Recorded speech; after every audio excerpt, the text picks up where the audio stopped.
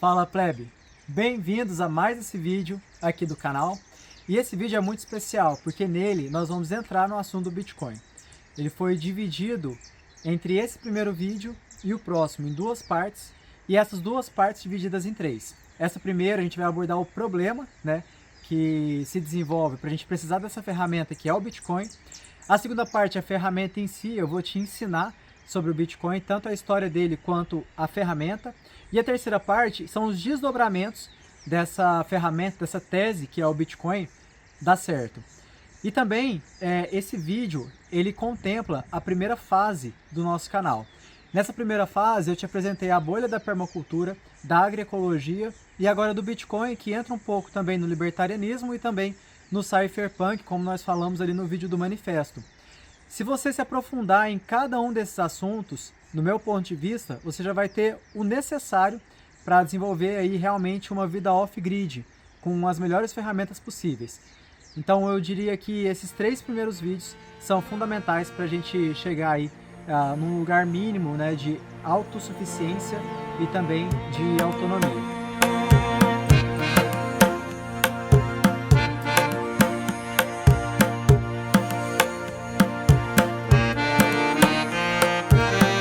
Fala plebe, muito bem-vindos a mais esse vídeo e hoje com talvez um dos temas, se não for o tema mais importante desse canal, que é para te explicar o Bitcoin.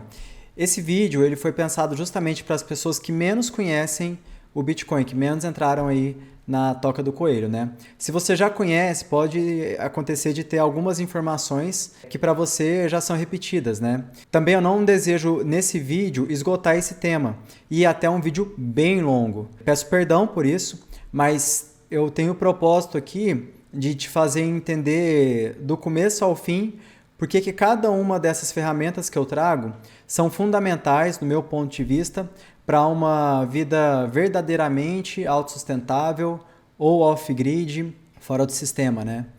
Enfim, o Bitcoin, eu resolvi dividir esse imenso vídeo em três partes, né? A primeira parte, eu quero te explicar o problema ao qual nós estamos imersos. Depois eu quero te explicar a ferramenta, de fato. E por fim, eu quero falar com você sobre os desdobramentos dessa ferramenta, né? Se essa tese, o Bitcoin é uma tese, se essa tese ela continuar se provando verdadeira ao longo do tempo, quais são as implicações disso, né? Então a gente tem aí um vídeo de um ponto de vista temporal, eu estou te passando aqui o passado, o presente e o futuro. Se você assistir esse vídeo completo, você vai estar assistindo muito mais do que um documentário ou alguns livros te entregam hoje. Óbvio que eu não tenho a pretensão aqui, nem a arrogância de dizer que esses slides superam um livro, ou alguns livros que são muito importantes, né? Alguns deles eu vou te apresentar aqui. Porém, ele pega aí o conhecimento, às vezes os ensinamentos pontuais de cada um deles, que podem ser fundamentais para você entender a dimensão, né, e o contexto que nós estamos inseridos, ou que essa ferramenta está inserida, tá? Então, bom, antes de tudo, vamos falar então do problema. Para isso, nós vamos voltar no tempo, né, e vamos lembrar ali de um filósofo contratualista. Eu estou falando de Thomas Hobbes, né? Thomas Hobbes, ele foi um filósofo de 1588 a 1790, o período de vida dele. Ele era muito próximo da nobreza absolutista inglesa, rei Carlos I, depois do Carlos II, e especialmente ali no período do Carlos II, ele escreveu uma obra que justificava a existência do Estado absolutista. O que é o Estado absolutista? É o Estado que tem o poder, né, todo o poder ali da sociedade. Então ele vai interferir na vida das pessoas, ele tem o poder, né, de interferir na vida das pessoas em todos os âmbitos.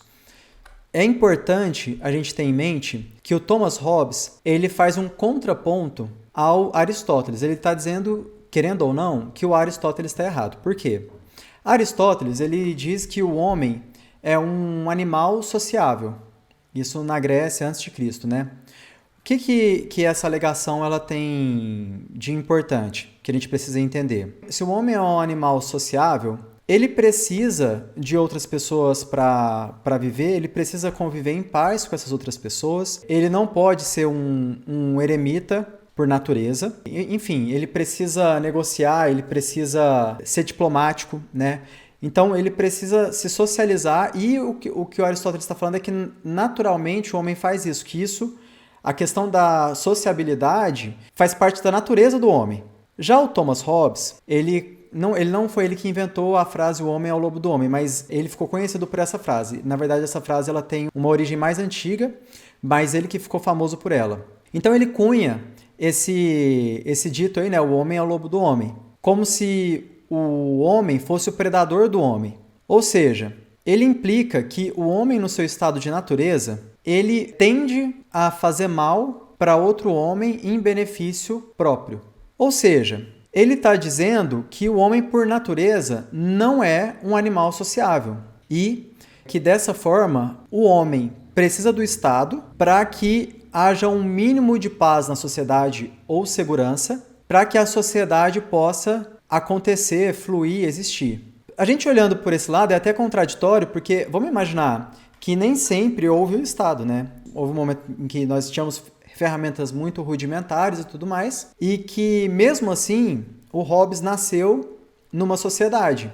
Então seria inviável o Hobbes ter nascido em uma sociedade a qual as pessoas negociavam pacificamente com outras, óbvio que nem sempre, mas muitas vezes a ponto de ser sustentável que em 1588 depois de Cristo existisse uma sociedade capaz de comportar a existência do Thomas Hobbes. Ele escolhe, para ilustrar a sua tese de que o Estado absolutista é necessário, a figura do Leviatã. O Leviatã é um monstro marinho, ele até aparece na Bíblia. Enfim, ele traz então essa ideia de que o Estado, na verdade, é um monstro. É como se o Estado fosse um mal necessário. Um mal, mas um mal necessário. E até a capa do livro dele, na época, essa capa, traz ali o Leviatã, né? O Leviatã, como ilustrado, é importante mostrar, ele então é formado por várias pessoas, né? Aqui que é o Estado, né? São as pessoas que fazem o Estado acontecer, ou que trabalham para o Estado, que trabalham no Estado. E o Estado ele tem então aqui o poder das armas, né? E esse cajado, ele representa aqui o clero, né? Então é como se o Estado, o rei, ele tivesse então o domínio das armas, né? E o domínio moral, vamos dizer assim, e que aí, a partir disso ele governaria, né? E ele traria então essa paz para a sociedade. Aqui implica uma outra coisa também, que todos os cidadãos eles deveriam abrir mão de um pouco da sua liberdade em troca da segurança que o Estado traria para eles, né? Ou para nós. É interessante a gente notar uma outra contradição óbvia aqui do Hobbes. Se o homem é o lobo do homem, ou seja, se o homem é o predador do homem, se o homem, por natureza, deve fazer mal a outro homem, não seria contraditório se nós criássemos uma união de homens ou uma instituição para corrigir o problema individual dos homens? Eu digo o seguinte, se eu tenho um problema em mim, um pecado original, alguma coisa que eu preciso trabalhar em mim, e eu vou me juntar com outros homens que também possuem essa mesma característica, não nos parece claro que isso não vai dar certo porque nós vamos dar mais poderes para alguns homens em detrimento de outros, com a justificativa que nós vamos fazer o melhor para todos? Ou seja, é uma tese furada, né? Porém, eu tô aqui criticando e tudo mais, trazendo minha visão, fazendo esse contraponto entre o que Aristóteles falou, depois o que Hobbes falou, mas a nossa sociedade foi pautada nisso. Tanto é que eu falei como um filósofo contratualista, porque a gente vai ter ainda aquela definição do contrato social, né? Se não me engano, do Descartes. Então, a gente tem outros filósofos que sustentam isso, né? Mas vamos dizer que o Hobbes inaugurou aí essa geração de contratualistas, né?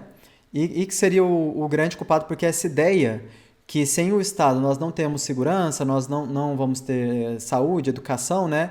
Ela é cada vez mais alicerçada na nossa mente, na nossa psique coletiva, e a gente continua sustentando isso até com medo, né? E o medo também é uma ferramenta de controle.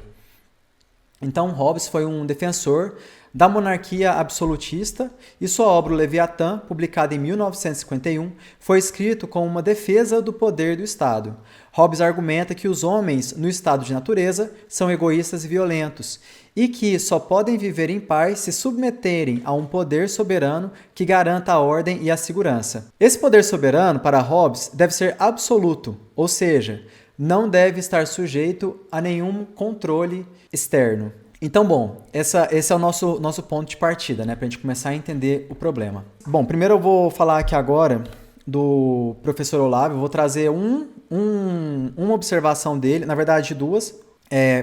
Professor Olavo, um importante filósofo brasileiro, muitas controvérsias com relação a ele, geralmente os que mais criticam ele são os que menos estudaram ele. Eu também tenho minhas críticas, não concordo com tudo que o Olavo falou, especialmente quando ele fala com relação ao anarcocapitalismo, obviamente, mas eu preciso reconhecer que ele tem uma contribuição muito grande aí para a nossa sociedade e que vale muito a pena, por mais que você não goste, estudar ou buscar entender pelo menos o que ele está falando, até mesmo para você refutar. Ele tem um alicerce muito forte na lógica e também na filosofia ocidental, tá? No desenvolvimento da filosofia ocidental e um pensamento lógico. Uma das principais obras do professor Olavo foi O Jardim das Aflições. Talvez eu diria a maior obra dele. A ideia principal da obra gira em torno da queda do Império Romano e como os estados atuais buscam retomar o protagonismo, ou a hegemonia, melhor dizendo, que o Estado romano tinha na antiguidade. Então, meio que, vamos dizer muito entre aspas, né, que a geopolítica ela tem esse norte hoje, né, como um exemplo, uma referência, o Estado romano.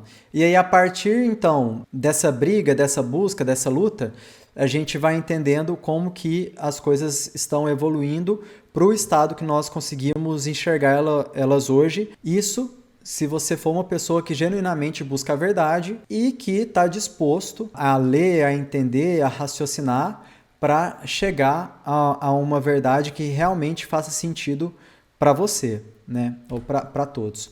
Então ele traz essa ideia que um rei absolutista já era um absurdo, né?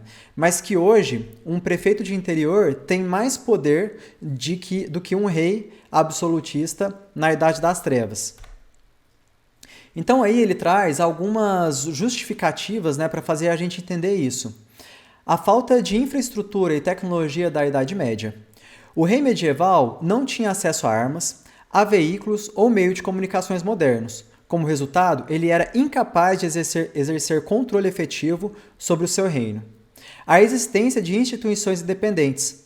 Na Idade Média, existiam instituições independentes do rei, como a Igreja Católica, a nobreza e as corporações de ofício.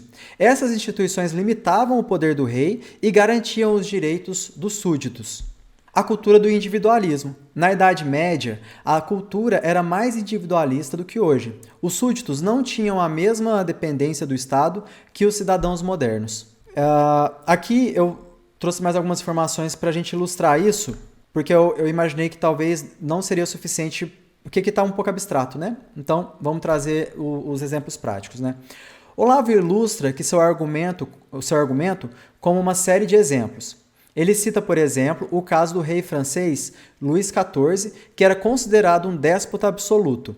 No entanto, mesmo Luís XIV não tinha o controle total sobre seu reino. Ele era limitado pela nobreza, pela Igreja Católica e pelos parlamentos regionais. Ele também cita, né, o caso do rei inglês Henrique VIII, que rompeu com a Igreja Católica e criou a Igreja Anglicana. Henrique VIII era um rei absolutista, mas sua autoridade foi contestada pela nobreza e pelo parlamento.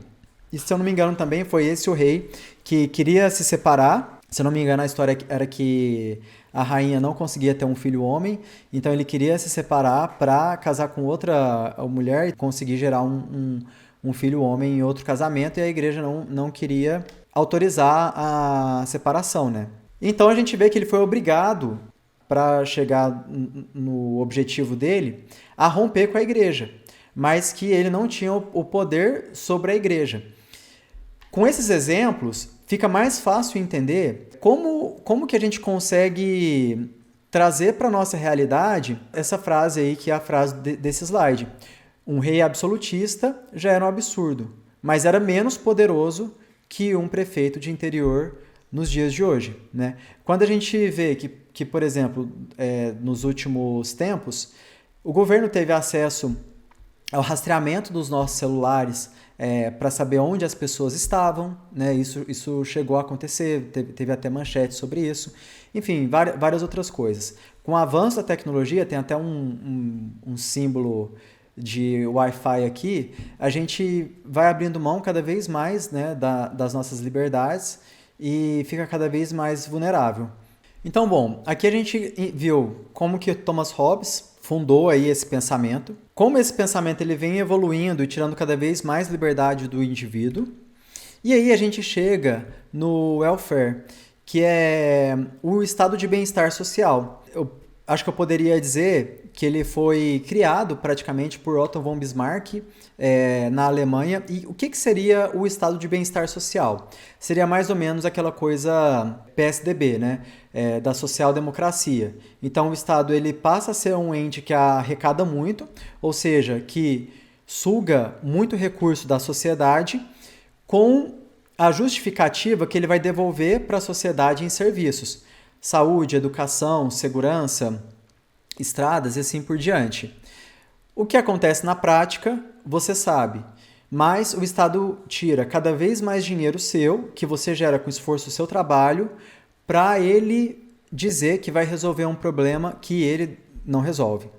Então, o Olavo argumenta que o estado de bem-estar social é responsável pelas perdas de liberdade dos indivíduos de várias maneiras. Em primeiro lugar, o estado de bem-estar social requer um alto grau de intervenção do Estado na economia e na vida privada das pessoas.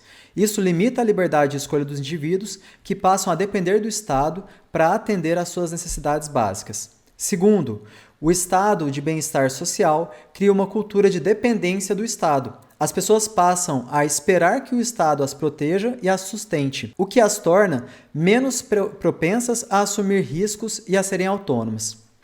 Depois a gente tem o terceiro argumento aqui. Em terceiro lugar, o estado de bem-estar social contribui para o aumento da burocracia e da corrupção. Isso torna mais difícil para os indivíduos se envolverem na vida pública e participar das decisões que afetam suas vidas, porque o Estado ele tem esse design centralizador, né? Então, quando você tem uma rede descentralizada, se você corromper um ponto ou outro, você corrompeu um ponto ou outro, né? Mas você não corrompeu a rede inteira. Ao passo que quando a gente tem uma rede centralizada, você tem um único ponto de ataque.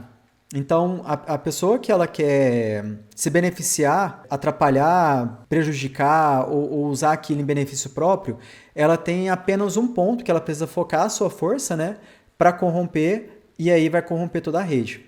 Então, é isso, por isso que o Estado, ou a noção de Estado centralizado, torna a sociedade mais vulnerável do que uma noção de Estado descentralizado, ou de poder descentralizado, que a gente não precisa entender como Estado, né?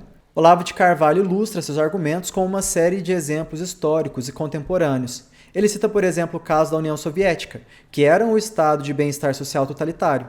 Na União Soviética, o Estado controlava todos os aspectos da vida das pessoas, desde o trabalho até a educação. Desde o trabalho até a educação, eu acho que eu já vi isso em alguma realidade aí, nossa.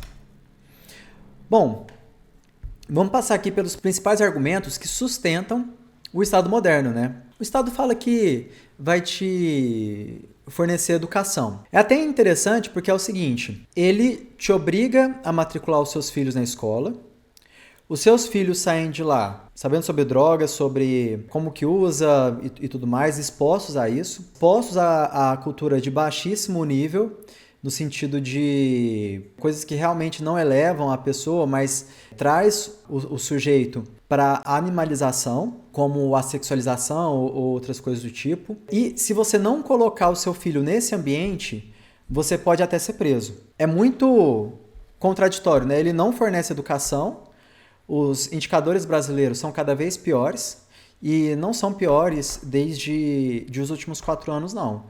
São piores a cada governo.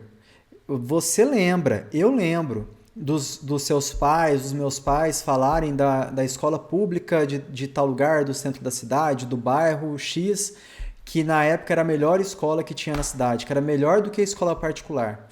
A gente vê a educação pública brasileira decair ano após ano.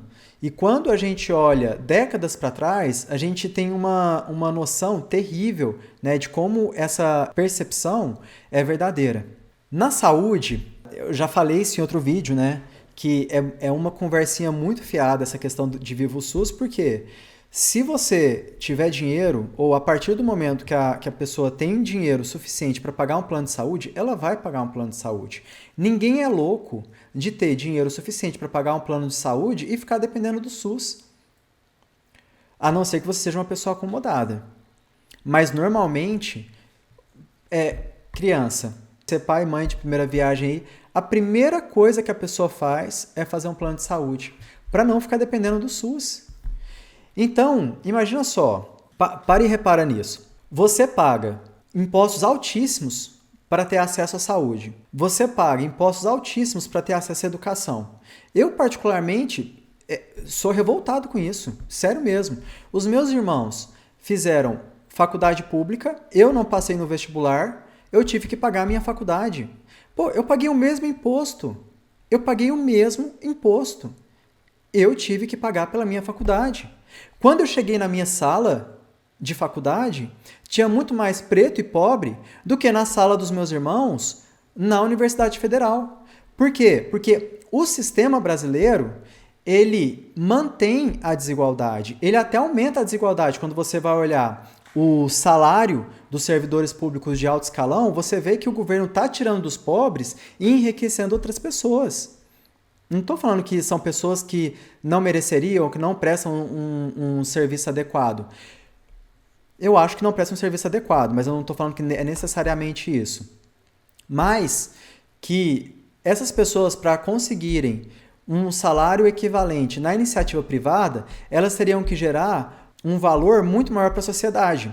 Por exemplo, para um professor ganhar talvez aí 40, 50 mil ao mês, ele teria que gerar um impacto na sociedade, na questão de volume de alunos, de quantos alunos ele conseguiu ensinar efetivamente e tudo mais, muito maior do que um professor, pesquisador talvez, de uma universidade federal, que às vezes ele nem gosta de ser professor.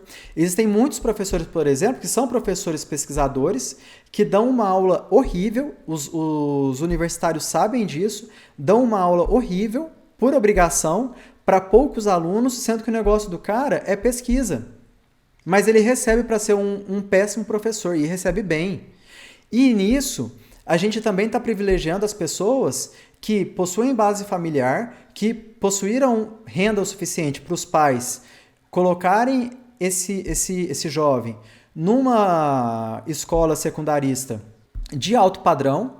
Ele tem muito mais chances de entrar numa universidade federal, sendo que ele precisa só estudar, do que um jovem de periferia que precisa trabalhar e estudar para ajudar a mãe em casa porque ele não tem pai. Ou seja, o Estado, ele cria a desigualdade, ele fomenta a desigualdade e depois ele se beneficia da desigualdade, falando que precisa existir ou que precisa recolher mais impostos para diminuir a desigualdade. Ele cria o problema e depois te vende a solução, sendo que a solução é não resolver. É manter o problema para você continuar pagando, para ele continuar te falando que um dia vai te dar uma solução. Na questão da saúde, por exemplo, você paga o imposto pela saúde para ter acesso ao SUS e depois você paga de novo para ter o plano de saúde. Você paga, se você fez faculdade particular, 2 vezes por educação, para você não estudar numa universidade pública. Você paga 2 vezes pela saúde, para você não utilizar o SUS. Na questão da segurança, por exemplo, eu só quero falar um negócio na questão da segurança, para manter o fio. Na questão da segurança, você paga por segurança. Aí depois você paga o seguro do carro, você paga para aumentar o muro da sua casa ou para colocar a câmera na rua. Na minha cidade, em Uberlândia, os moradores dos bairros estavam pagando do bolso deles para colocar a câmera na rua para se sentirem mais seguros. Já parou para... De verdade, já parou para refletir sobre isso? Como que a gente é tão trouxa? A gente é trouxa. Sabe, a gente paga por uma coisa, depois a gente paga de novo. E ao invés de cobrar ou de falar assim, não, peraí. Ó, você não está resolvendo, eu vou resolver, mas eu quero meu dinheiro de volta. Não é absurdo? Aqui na questão da saúde, eu queria frisar com vocês o seguinte. O governo foi eleito, né, falando que ia zerar a fila do INSS, né? E ele zerou. Aí a manchete. O governo muda a metodologia e some com 223 mil da fila de espera do INSS. Isso aqui o Portman acabou de entrar no IBGE, não sei se tem alguma coisa a ver com isso. Mas olha que interessante, o governo zerou a fila, mudando a metodologia. Igual no governo Dilma, quando ela mudou a metodologia de cálculo da inflação, porque a inflação estava explodindo. E a gente acha que inflação é o dado que o governo está te dando. Não confia no dado estatal. O Estado ele não tem interesse de te jogar real. Ele tem interesse em te vender uma ideia. É tudo propaganda. Você consome propaganda o tempo todo na TV. No jornal, você acha que está consumindo notícia. Você não está consumindo notícia, você está consumindo propaganda. E tem alguém que se beneficia com essa propaganda. E normalmente é quem está com esse duto de dinheiro, que tira da sociedade o dinheiro, joga para esse ente centralizador, e aí esse cara, ele começa a escolher quem vai receber dinheiro. Ah, tal veículo de imprensa vai receber o dinheiro, tal veículo de imprensa não vai receber o dinheiro. Ah, tal partido vai receber o dinheiro, por exemplo, quando pega um ministério, tal partido não vai receber o dinheiro. Então, eles começam a fazer jogo de poder com o dinheiro que eles tiraram de você, do seu trabalho. Você trabalha para alguém tomar o seu dinheiro. Se você reclamar que ele tomou o seu dinheiro, se você não quiser dar o dinheiro, ele vai tirar os seus bens. Isso, se ele não te prender ou te fizer alguma maldade, mas no mínimo ele vai tirar os seus bens, ou seja, ele vai consumir cada vez mais o que você conseguiu juntar. E depois, com esse dinheiro, ele vai usar em benefício próprio e ele vai usar para beneficiar as pessoas que colocam as pessoas que estão ao seu redor dentro dessa bolha de imaginar que não, sempre foi assim, é assim que funciona. Ah, eu não gosto de falar só de coisa ruim, eu não gosto de... É real, falar de política é chato, é triste. Eu fico mal, de verdade, eu fico mal. Tem várias pessoas que eu era assim, apaixonado e que hoje eu não tenho o mesmo apreço e eu sei que eu estou errado. Isso me deixa mal, é ruim ver a nossa sociedade assim. Só que eu me recuso a continuar dormindo. Eu prefiro, de verdade, eu prefiro morrer honesto com você e comigo mesmo, sendo verdadeiro e te mandando a real, do que fingir que não tem nada acontecendo e deixar essas pessoas continuarem explorando todos nós da forma como elas estão. É ridículo a gente viver assim, gente. É ridículo. E outra coisa, você não tem muito mais o que perder não, cara. Já te tiraram tudo. A gente já tá no fundo do poço. Metade do seu trabalho no ano, os caras já te tomam. E não te devolvem em melhoria. Não te devolvem no básico. Você entendeu? Então, a gente já está no fundo do poço. Eles podem querer piorar? Podem, e estão tentando. Mas você prefere morrer com um covarde ou morrer honrado? Eu prefiro a honra. Pode não ser aqui, nesse plano, nesse mundo, nessa vida, mas eu prefiro a honra. Então, na questão da segurança, né, a mesma coisa, eu queria citar aqui para vocês uma outra coisa aqui. Olha que interessante isso daqui. Família do Distrito Federal vende a própria casa para custear cirurgia particular. O menino, o Lucas, ele caiu de um viaduto fugindo de assaltantes.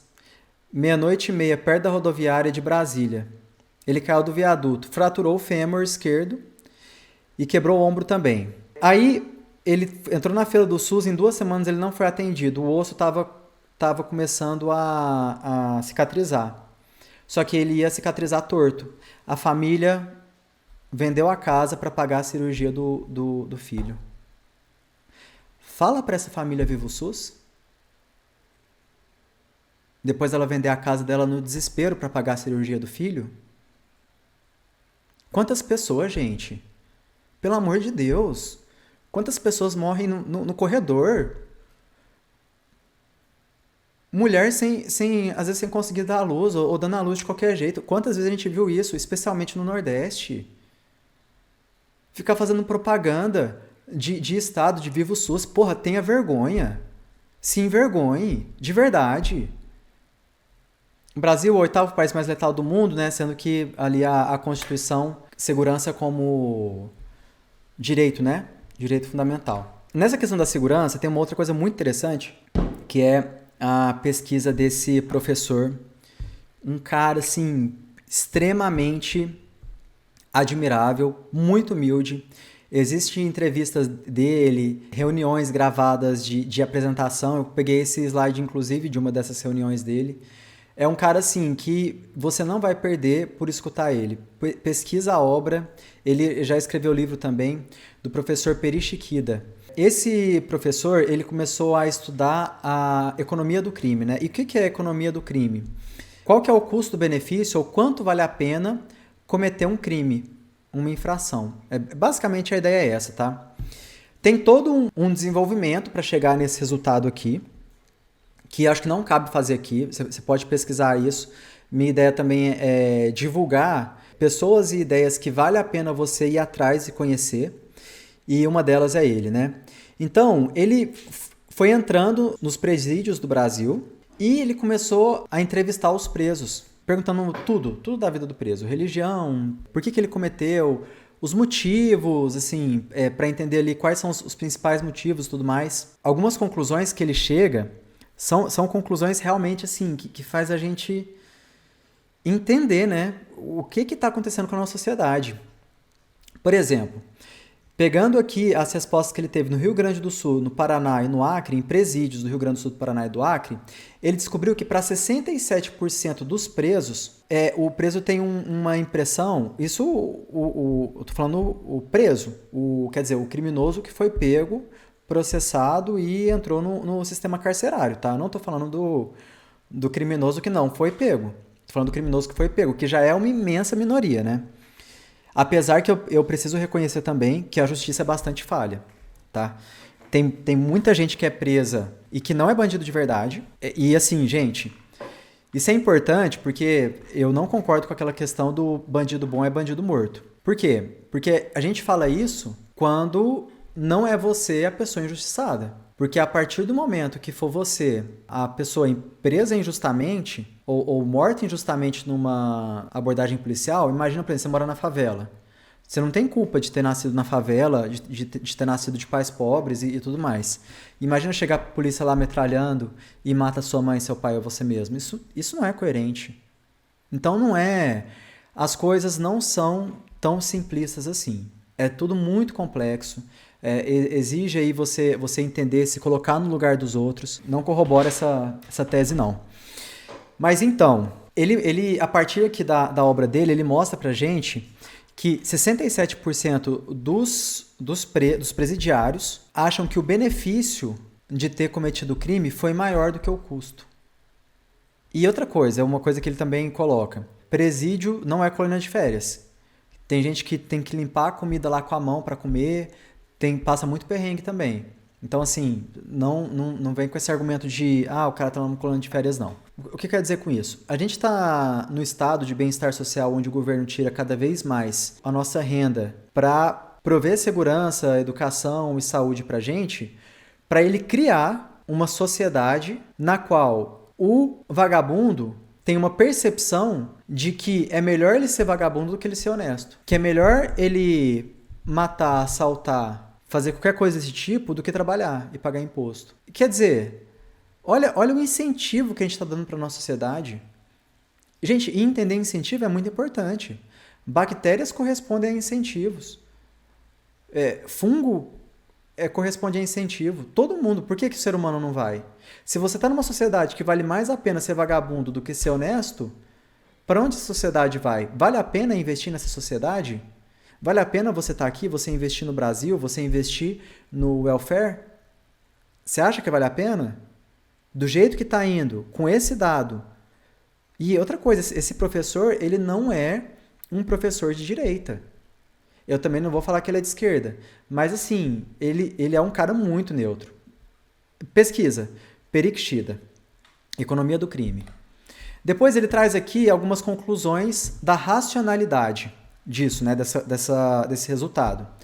Custos não morais de planejamento e execução, custo de oportunidade, custo de esperado de serem detidos e condenados. Quer dizer, ele tem um benefício aí nesses custos não morais. Qual que é o custo que o preso ou bandido ele sente mesmo? São os custos morais, que é decorrente do ato de desrespeitar a lei. E que custos são esses? Ele ser mal visto pela família, ele ser mal visto na religião dele, ou a questão da educação, né? Da educação não seria tanto o custo, seria a trava moral, né? De pessoas bem educadas, né? Ou com mais acesso à informação e educação, cometerem menos crime, né? Que o Estado, ele é falho, cada vez mais falho. A gente teve aquela noção que eu falei para você, que os nossos pais mostravam pra gente, nossa, antigamente essa escola era muito melhor.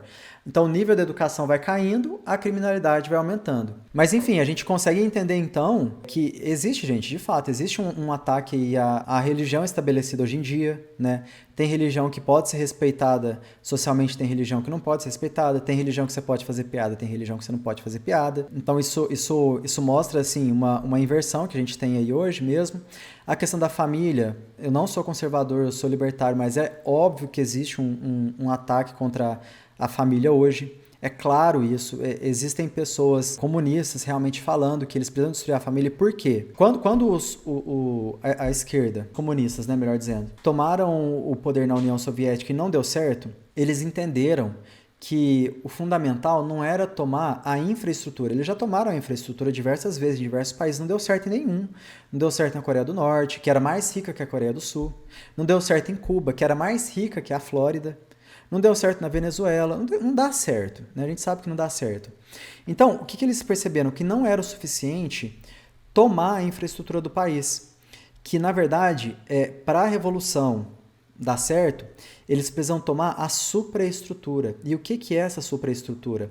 É a estrutura invisível que mantém a sociedade, que é a família, que é a igreja, que é a mídia, que é a educação. Então a gente começou a ver, década a década, a expansão da ideologia dentro desses ambientes, né? Então é essa a estratégia que a gente está exposto hoje e é esse o resultado. Porque também a gente consegue estabelecer um paralelo. Se a ideologia entrou na escola, se a ideologia entrou na religião, como a teologia da libertação, e aí depois eu tenho travas morais mais fracas nesses canais, vamos dizer assim, e eu tenho uma percepção de queda de qualidade nesses serviços, seja aí no serviço espiritual, seja no serviço educacional, a gente tem um aumento da violência ou da percepção que vale mais a pena ser criminoso do que não ser.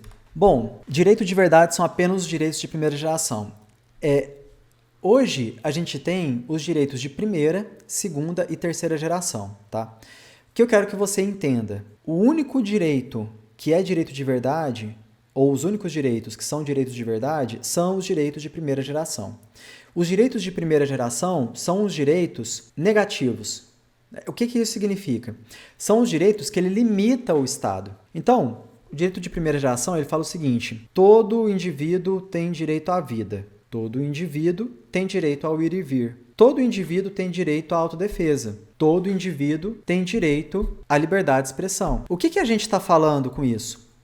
Estado, você não pode me proibir de me expressar. Estado, você não pode me proibir de ir e vir. Estado, você não pode me proibir de reunir, porque existe a liberdade de reunião também. Então, eles são direitos que limitam o poder do Estado. Fala, Estado, aqui você não pode entrar. Ó, aqui, dessa cerquinha para cá, você não pode entrar. Aqui é meu direito. Aí a gente tem, pegando o trilema da Revolução Francesa, a gente consegue entender esses direitos também como um trilema. Então, os direitos de primeira geração são os direitos de liberdade. Os direitos de segunda geração são os direitos de igualdade.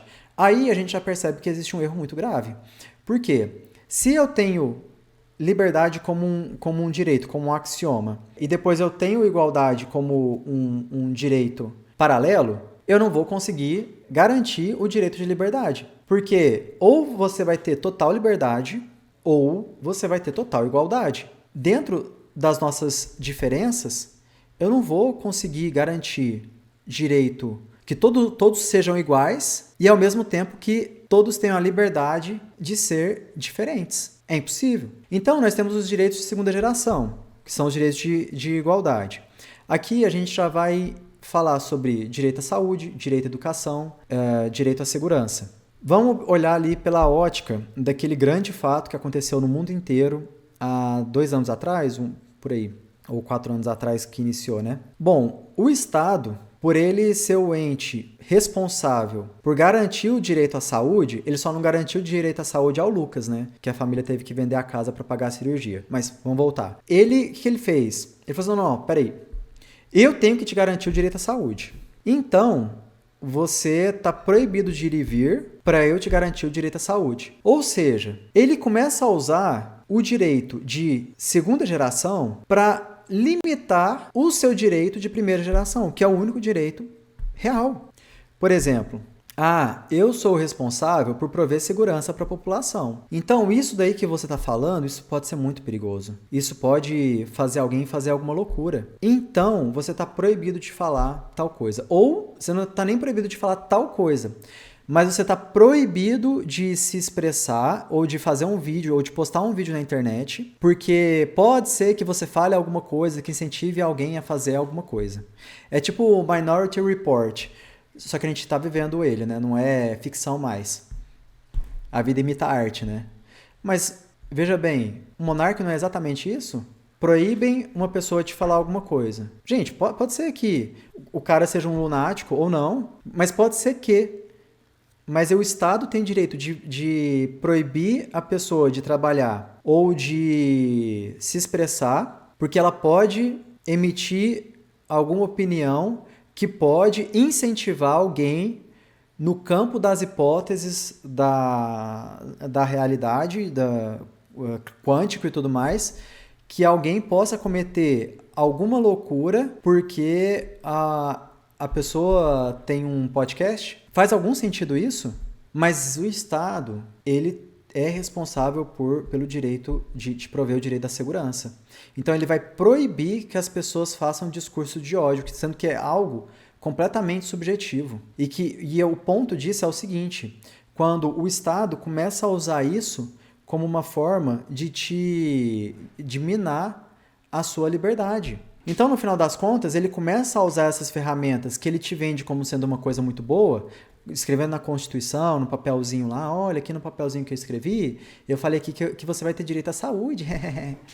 Eu escrevi um papelzinho aqui, ó, que você vai ter direito à educação. E ele começa a usar isso contra você. E ele te obriga a pagar por isso e ele não te entrega isso. É interessante que na Constituição americana tem aquela noção de o Estado reconhece que o cidadão tem direito à autodefesa. Então, é interessante essa noção porque não é o Estado que está dando o direito para a pessoa. Está escrito de forma muito correta, muito coerente. O Estado está reconhecendo que a pessoa tem esse direito, então ele não pode entrar. A pessoa tem esse direito. É direito dela o direito à autodefesa. Não tem o que ele fazer com relação a isso, é direito do indivíduo. E é importante essa noção, gente. O indivíduo, ele está acima da noção de coletivo. Por quê? toda ideologia coletivista nos leva a um genocídio. Sempre. Revolução Cultural da China, que foi quando Mao Tse-tung matou todo mundo que pensava diferente dele para ter uma hegemonia de pensamento na China. Holodomor, quando a União Soviética cercou a Ucrânia, capturou todos os grãos da Ucrânia. A Ucrânia é historicamente um grande produtor de grãos, tanto é que a bandeira da Ucrânia é azul em cima, tipo um amarelo, um dourado embaixo, justamente porque é a visão do campo de trigo, né? Então, o campo de trigo embaixo, o céu em cima. Foi um desastre, milhões e milhões de pessoas morreram na Ucrânia de fome, para que os grãos chegassem em Moscou e não gerassem uma rebelião na União Soviética. Nacionalsocialismo. Existe a Internacional Socialista, da qual deriva a União Soviética, e existe o nacionalsocialismo, que tem uma sigla muito famosa aí, né? uma abreviação, que foi a Alemanha naquele período conturbado do bigodinho lá. Nacional Socialista. Era o Partido Nacional Socialista dos Trabalhadores Alemães, algo assim. Também genocida. Toda vez que nós temos esse pensamento coletivista exacerbado, quando a gente começa a impor isso começa a levar as massas uma distopia mesmo, uma coisa horrível, começa a levar para essas situações. Os Estados Unidos é muito errado, a gente vai falar deles. Mas se você for pegar até 96, alguma coisa assim, sei lá, de 1900, de 1923, se eu não me engano, até 1996, se você for pegar quanto que os estados mataram, a China matou em torno de 50, 70 milhões, a União Soviética matou mais de 40 milhões, muito também por conta do Holodomor, mas as fomes em geral que a centralização do Estado produz. E os Estados Unidos matou um pouco mais de 1 milhão. Cada morte é um desastre, tá? Nenhuma morte, a gente não pode falar de morte simplesmente como números. Ah, matou mais, então o problema é seu porque você ganhou a competição de quem mata mais. Não. Mas é necessário colocar cada coisa dentro da sua proporção, né? Então a gente vê como é retrógrado essa noção de Estado centralizado e como que eles usam essa noção, inclusive na imprensa, para te vender uma ideia que simplesmente é irreal, que não vai funcionar. E que, na verdade, ele está te colocando numa armadilha. Ele te mostra uma ideia de plena saúde, de direitos coletivos ou coletivistas, te empurrando cada vez mais para o abismo. Sapo na panela. Isso é sapo na panela. Né? O sapo na panela, o sapo ele entra na panela, a panela tá geladinha e tal. Aí liga o fogo, vai esquentando, ele fica assim, não, tá bom, tá suportável. Até que chega um ponto que a água já tá fervendo, o sapo não conseguiu sair de lá, ele perdeu a hora. É isso. Esse negócio de direitos é isso. Bom, vamos entrar aqui no tema de amigos do rei, né?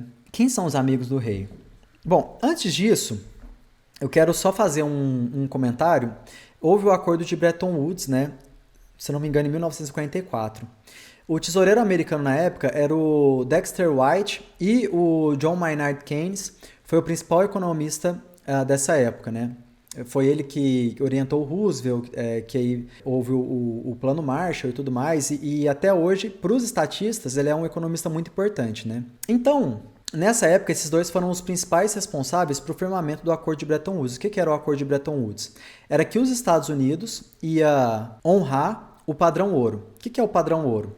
Olha, você guarda o seu ouro aqui no meu forte, o nome é Fort Knox, nos Estados Unidos. Eu vou guardar o seu ouro, eu vou proteger o seu ouro, ninguém vai roubar o seu ouro. E aí eu vou te dar um cheque verde, e esse cheque verde é o que prova que você tem o ouro. Então você pode trocar esse cheque com as pessoas, ao invés de ficar, o ouro é pesado, é difícil você toda hora ter que ficar repartindo ouro para ficar fazendo trocas. Então, essa nota de dólar aqui, ela vale o ouro. Então, se você quiser seu ouro de volta, você traz aqui, me dá essa nota, porque essa nota é ouro, seu ouro está lá, e aí eu te dou o ouro. Então, eles estabeleceram isso, e isso com o mundo todo. Posteriormente, a maior parte do mundo, né? Posteriormente, foi descoberto, e, gente, isso é sabido, você pode pesquisar aí, isso é documento com credibilidade, é zero teoria, zero. Foi descoberto que o Dexter White era, na verdade, um ativo russo, um ativo soviético. E tem uma outra coisa muito interessante sobre isso. Quando o pessoal da Brasil Paralelo foi checar os documentos na Tchecoslováquia, se não me engano, dos soviéticos, né, dos comunistas, eles tinham lá uma lista de informantes, né? De informantes não, de ativos, né? De pessoas que faziam propaganda para a União Soviética, né? E aí eles tinham agentes, é isso que eu queria dizer. E eles tinham agentes, lá tinha essa descrição. Agente mesmo, e tinha também o agente consciente e o agente inconsciente.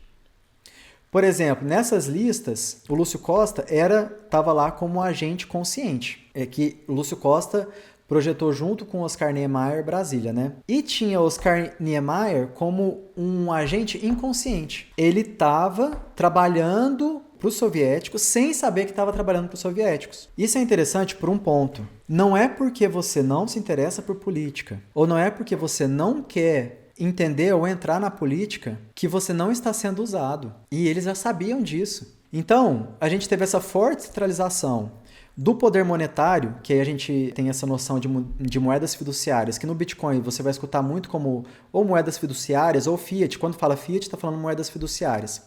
Muito também porque um ativo soviético ajudou para que a gente tivesse esse tão bem estabelecido esse sistema monetário internacional que nós temos hoje de Banco Monetário Internacional, bancos centrais, agora evoluindo aí para CBDCs, né? Então, quer dizer, era uma política soviética. Aí, vamos dizer, a Guerra Fria. Você acha que os Estados Unidos ganhou a Guerra Fria? Você acha que a liberdade ganhou a Guerra Fria? Não ganhou, gente. A gente está no fundo do poço. Esse pessoal tomou conta de tudo. Tomou conta da educação, tomou conta da cultura, tomou conta da imprensa, das universidades. A gente perdeu. Agora que a gente tomou consciência disso. Esse é o lance. Agora a gente tomou consciência disso. Aí, a partir daqui, o que a gente vai fazer? Isso é um assunto que eu gosto muito de explorar porque eu tenho uma ideia disso. Bom, pessoal, e aí o que aconteceu? Aí tem esse site aí, What's Happened in 1971. Em 1971, o presidente Nixon, ele rompeu o padrão ouro, ou seja, ele deu um golpe no mundo. É como se ele falasse assim, ô Brasil, guarda seu ouro aqui no Fort Knox e comercializa em dólar que eu vou garantir o seu ouro. Aí em 71, ele virou e falou assim, Brasil, o ouro que está aqui agora é nosso, negocia em dólar e o dólar não está mais atrelado ao ouro. E aí é o que a gente chama da impressora do governo. O governo, ele parou de emitir dólares conforme entrava ouro na reserva dele. Então ele descolou o valor da moeda ao dólar. Então você não tem mais uma moeda lastreada no ouro. Você passou a ter uma moeda lastreada em nada. A partir de 71, então, a gente começa a perceber vários efeitos colaterais disso, do monopólio monetário do governo. Agora a gente vai entender aonde que o monopólio monetário do governo nos trouxe. Porque a nossa vida, gente, é muito limitada. Pô, eu tenho aqui meus 29 anos, você tem aí, enfim, você pode ser uma pessoa mais nova ou mais velha que eu, mas mesmo assim, a gente não vai ter essa noção de uma coisa que acontece num período tão grande de tempo, de forma a até nos precaver sobre isso. Então, hoje a gente tem dados sobre isso. E se a gente já tem dados sobre isso, já é importante que a gente faça alguma coisa para romper com isso, né? Antes que piore, porque vai piorar. Então, aqui em 71, você pode ver que a produtividade, isso nos Estados Unidos, né? A produtividade e a compensação, elas andavam juntas. Né? O dado vai a partir de 1948. De 71 para frente, há um descolamento. A produtividade sobe muito, e hoje, então, com a questão da tecnologia, né? Mas a compensação, ela sobe quase nada. Aqui, por exemplo, a gente tem um índice de preços, né? Primeira e Segunda Guerra, teve alteração, mas não foi tão grande, né? Mas após 71, olha o índice de preços, o que fez. Esse outro dado aqui mostra a renda per capita, né, do país, ou seja, pegando o PIB e dividindo pela população, a renda per capita subiu, mas a renda real do trabalhador permaneceu a mesma coisa de 71. O preço aqui da eletricidade, comida e frutas. Até 71 vinha praticamente uma linha reta. Depois de 71, o custo de vida. Isso aqui é nosso custo de vida, gente. Isso aqui é o que a gente precisa para sobreviver. Olha o tanto que é mais difícil sobreviver hoje com um trabalho honesto do que antigamente. Dá vontade de chorar, né? Eu sinto vontade de chorar, de raiva. Olha, você vê, a minha geração, millennials, né? A minha geração é a mais prejudicada. Isso aí, gente. Quantas pessoas hoje de 30 anos não conseguem sair de casa? As pessoas se sentem insuficientes. As pessoas se sentem fracassadas. E quando você vai parar para analisar, é o Estado que está fazendo isso com elas. E tem gente se beneficiando disso há anos. Gente, é um absurdo isso. Nós somos escravos. Todos nós. É absurdo não querer ver isso. É absurdo não querer lutar contra isso. Não pode, cara. A gente tem que ter coragem. Aqui é a desigualdade de renda. A desigualdade de renda a partir de 71. Então, isso é como subiu a desigualdade. Não, o Estado não é o Robin Hood? O Robin Hood ao contrário. Inclusive, a história do Robin Hood é que o Robin Hood roubava o cobrador de impostos e devolvia para as vilas. Não é que roubava os ricos para os pobres, não. Roubava o cobrador de impostos, viu? Pesquisa aí sobre a história do Robin Hood verdadeira. O número de quebras de moedas, né? A partir de 71, né? Existiam antes, sim. Nas guerras napoleônicas e tudo mais aqui. Existe, teve uma outra e tal. Aconteceu mesmo. Mas depois de 71. Os episódios de hiperinflação. Depois de 71 também. Olha a diferença, gente. Então, por que o governo faz isso? Por que é interessante para o governo diluir a moeda? Né? Bom, o governo ele não precisa mais... O nome disso é efeito Cantillon, para a gente entender, tá? Quem se beneficia com isso? O Estado e os amigos do Estado. Quem são os amigos do Estado? As empresas que pegam empréstimo diretamente com o Estado, os bancos, que é um cartel, né? Banco é um cartel, né? Tenta criar um banco aí. Tenta agiota, né? Tenta ser um agiota. Então, como que acontece? O Estado cria o dinheiro, tá? Quem recebe esse dinheiro primeiro é beneficiado, porque ele pega um dinheiro que as pessoas tenham uma noção que vale X. Aí, esse dinheiro vai passando de mão em mão. Vai sair aqui dos funcionários públicos e das empresas amigas do governo.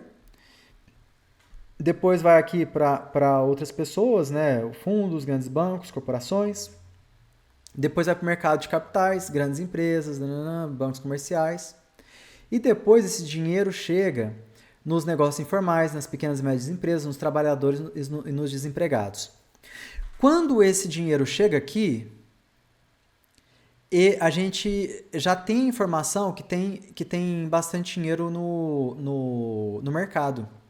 É lei da oferta e da demanda. Então, a gente já tem, na verdade, uma informação que é a informação de preços. Né? O preço é uma informação.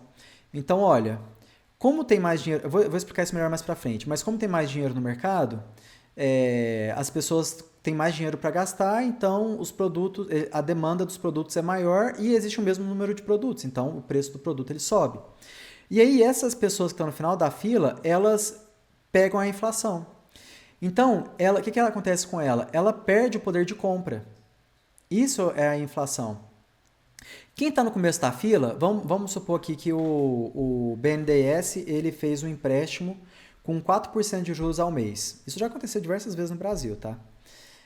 E aí, a empresa pegou vários bilhões e o Banco Central está pagando 13% de taxa de juros. O que ele pode fazer? Ele pode simplesmente pegar o dinheiro com o BNDES e investir no Tesouro Direto, na taxa lá de retorno do Banco Central, e receber a diferença de 13 para 4. E receber 9% aí de rendimento por um dinheiro que o Estado criou do nada, sem fazer nada. Para a sociedade, o que vai chegar é a inflação.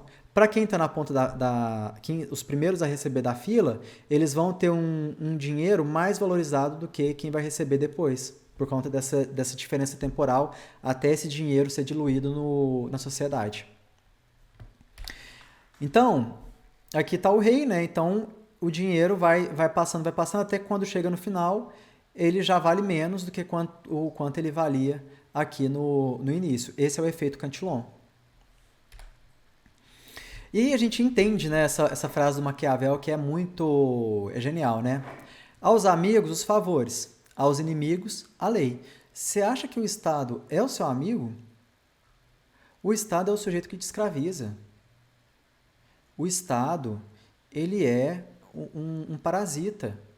Ele está te parasitando. O parasita, ele não pode matar o hospedeiro. Ele precisa manter o hospedeiro. Por que o Estado não te cobra 100% de imposto? Porque senão você não vai trabalhar. E por que ele não te cobra zero? Porque ele não vai te roubar. Então ele te cobra o tanto que você, gadosamente, puder manter o seu estilo de vida medíocre para continuar sustentando ele. É assim que funciona. Então, bom, é muito importante, pessoal, e esclarecedor nós estudarmos economia austríaca. Por quê? Se você pegar um livro de economia austríaca, você não vai ver fórmulas. Você não vai ver fórmulas matemáticas e tudo mais. Qualquer pessoa vai conseguir entender um livro de economia austríaca. Porque a economia austríaca, a escola austríaca de economia, ela é baseada na praxeologia, que é o que realmente acontece na sociedade, a forma como as pessoas se relacionam. Então, ela vai falar de como as pessoas se relacionam e o que isso significa para a economia real. Então, por exemplo, no livro As 6 Lições de Ludwig von Mises, que inclusive foi publicado depois da morte dele pela sua esposa, ele esclarece para a gente ali por que a inflação não é o aumento de preços. O aumento de preços é consequência da inflação. A inflação, ela na verdade é a expansão da base monetária pelo governo. Era o que a gente estava falando do efeito Cantillon. Quer dizer, quando o governo imprime mais moeda, isso é inflação. Quando a sociedade percebe que tem mais moeda no mercado e por isso os preços sobem, isso é o aumento de preço que é consequência da inflação. Vamos entender. Ele coloca o exemplo de batata e caviar. Se você tivesse na sociedade o equivalente que você tem de batata em caviar, o caviar valeria tanto quanto vale hoje? Não valeria, porque você teria mais. A mesma coisa o dinheiro. Então, para ficar mais claro, Mises argumenta que a inflação não é causada por um aumento da demanda por bens e serviços. Isso porque a demanda por bens e serviços é geralmente determinada pela renda e pela preferência dos consumidores. A renda, por sua vez, é determinada pela produtividade do trabalho. A preferência dos consumidores é determinada por fatores psicológicos e culturais. Portanto, Mises conclui que a inflação só pode ser causada por um aumento de oferta da moeda. Quando o governo imprime mais moeda, ele está aumentando a oferta de moeda na economia. Isso leva a um aumento da demanda por bens e serviços, pois as pessoas têm mais dinheiro para gastar.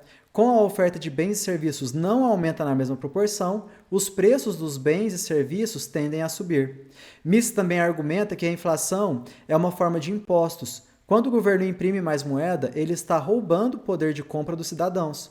Isso ocorre porque o aumento da inflação diminui o valor da moeda, o que significa que os cidadãos precisam de mais moeda para comprar os mesmos bens e serviços. Vamos colocar aqui, se você é o Estado, imagina que você é o Estado, e sua dívida é na moeda que você mesmo cria.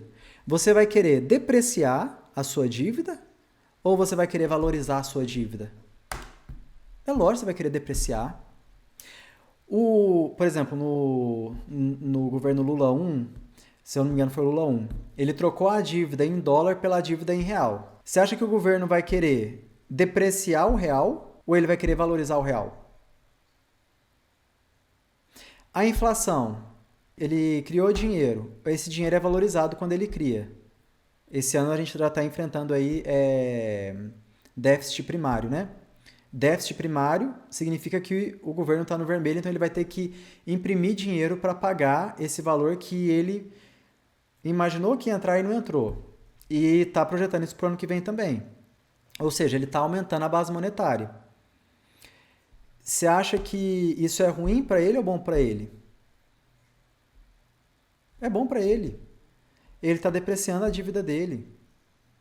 Às custas de quem? Às nossas custas. Porque o seu salário vai valer menos a partir disso. Bom, aí, né, eu coloquei essa relação, né, de como era 30 anos atrás, né, o que as pessoas conseguiam ter 30 anos atrás, mesmo, gente, isso é absurdo, mesmo sem inglês, sem saber programação, sem ter assim, 20, 25% da informação que a gente tem acesso hoje. As pessoas conseguiam ter um estilo de vida, conseguiam sustentar um estilo de vida muito mais robusto, que hoje a gente mal consegue sustentar. A minha geração, mais letrada, mais estudada, com acesso a mais tecnologia e produtividade, não consegue, na maioria das vezes, sustentar o estilo de vida dos seus pais. A maioria de nós não conseguimos alcançar os salários dos nossos pais, mesmo tendo estudado mais que os nossos pais. Como que aconteceu essa inversão? Isso é ilógico. Isso é ilógico.